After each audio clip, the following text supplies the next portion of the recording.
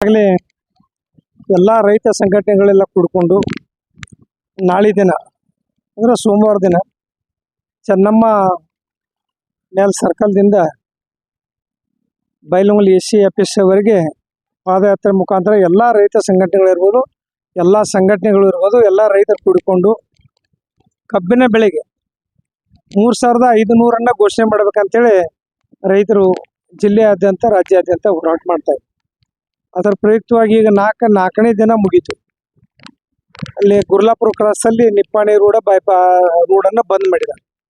ಆದ್ರೆ ಇವತ್ತಿನ ಸರ್ಕಾರ ಯಾವುದೇ ಕಾರಣಕ್ಕೂ ಬಾಯಿ ಬಿಡ್ತಾ ಇಲ್ಲ. ಇಂದು ಎಲ್ಲ ಫ್ಯಾಕ್ಟ್ರಿಗಳಿರೂ ರಾಜಕೀಯ ಎಲ್ಲ ನಾಯಕರಲ್ಲೇ ಅವರೇ ಮಾಲಕರಾಗಿ ಬಿಟ್ಟಿದ್ದಾರೆ.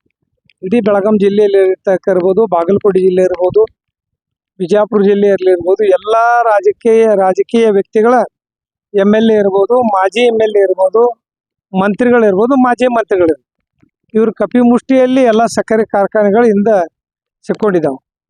ಅದರ ಪ್ರಯುಕ್ತವಾಗಿ ಇನ್ನು ಕಾಂಗ್ರೆಸ್ ಸರ್ಕಾರ, ಈಗಿನ ಸರ್ಕಾರ, ಈ ಸರ್ಕಾರಕ್ಕೆ ಸಾಕಷ್ಟು ಸರಿ ಒತ್ತಾಯವನ್ನು ಹೋರಾಟಗಾರ ಮಾಡಿದ್ದಾರೆ.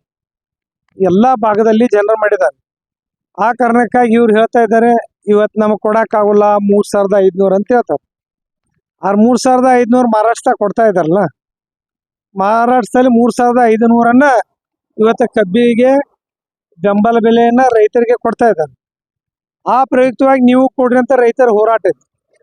ಮತ್ತು ಅವ್ರಿಗೆ ಕೊಡೋಕ್ಕಾಕೈತಿ, ನಿಮಗೆ ಕೊಡೋಕೆ ಯಾಕೆ ಆಗೋಲ್ಲ ಅನ್ನೋದು ಎಲ್ಲ ನೇರವಾದ ಪ್ರಶ್ನೆ ಐತಿ. ಅದ್ರ ನಿಮಿತ್ತವಾಗಿಂದ ಅದನ್ನ ಮೀರಿ ಇವರೆಲ್ಲ ಹೇಳ್ತಾರೆ, ಇಲ್ಲ ನಮ್ಗೆ ಕೊಡ್ಲಿಕ್ಕೆ ಆಗೋಲ್ಲ, ನಾವು ಲಾಸ್ ಆಕತಿ, ನಮಗೆ ಫ್ಯಾಕ್ಟ್ರಿ 3500 ಕೊಟ್ರೆ ನಮಗೆ ಲಾಸ್ ಆಕತ್ತೆ ಅಂತ ಹೇಳ್ತಾರೆ. ಮತ್ತು ಲಾಸ್ ಆಗೋದಾದ್ರೆ ನೀವು ಫ್ಯಾಕ್ಟ್ರಿ ಯಾಕೆ ತೆಗಿತೀರಿ? ಮತ್ತೊಂದೊಂದು ಲಾಸ್ ಆಕತೆ. ಒಂದು ಫ್ಯಾಕ್ಟ್ರಿ ಇದ್ದವ್ರು 3 ಫ್ಯಾಕ್ಟ್ರಿ, ಈ ವರ್ಷ ಒಂದು ಐತೆ, ಮುಂದಿನ ವರ್ಷ ಮತ್ತೊಂದು ಫ್ಯಾಕ್ಟ್ರಿ ತೆಗೆಯೋದು. ಲಾಸ್ ಆದ್ರೆ ನೀವು ಯಾಕೆ ತೆಗಿತೀರಿ ಫ್ಯಾಕ್ಟ್ರಿ? ಒಂದೇ ದೃಷ್ಟಿಯಿಂದ ಇವರು ಮೋಸ ಮಾಡ್ತಾ ಇಲ್ಲ ರೈತರಿಗೆ.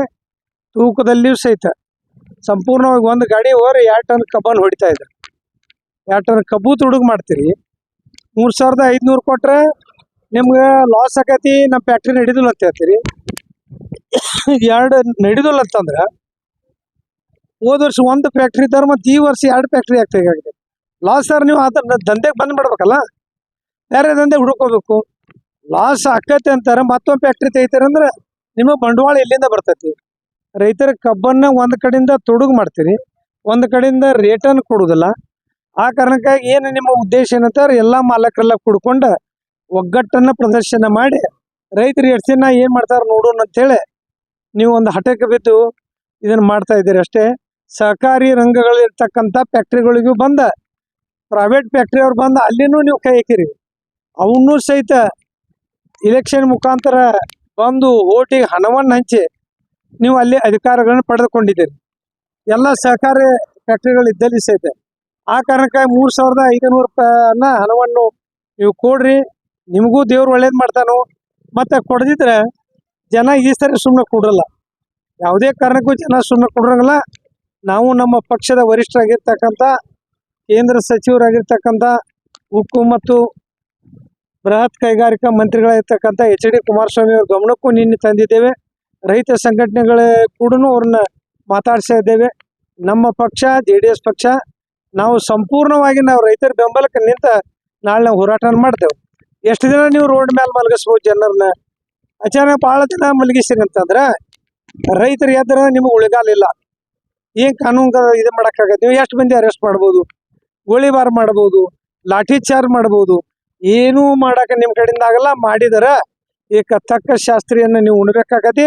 ಸರ್ಕಾರ ಎಚ್ಚೆತ್ಕೊಂಡು 3500 ಕಬ್ಬಿನ ಬೆಲೆಗೆ ನೀವು ಘೋಷಣೆ ಮಾಡಿ ಕಬ್ಬು ಕಟಾವು ಚಾಲು ಮಾಡ್ಬೇಕಂತೇಳಿ ಎಲ್ಲ ನಮ್ಮ ಹೋರಾಟರ ಪರವಾಗಿ, ರೈತರ ಪರವಾಗಿ ಎಲ್ಲ ನೀವು ಕಬ್ಬಿನ ಕೋಆಪರೇಟಿವ್ ಇರ್ಬೋದು, ಪ್ರೈವೇಟ್ ಫ್ಯಾಕ್ಟ್ರಿಗಳ ಎಲ್ಲ ಮಾಲೀಕರಿಗೆ ನಿಮಗೆ ನಾವು ಈ ವಿನಂತಿ ಪೂರ್ವವಾಗಿ ನಿಮಗೆ ಆಗ್ರಹ ಮಾಡ್ತೇವೆ.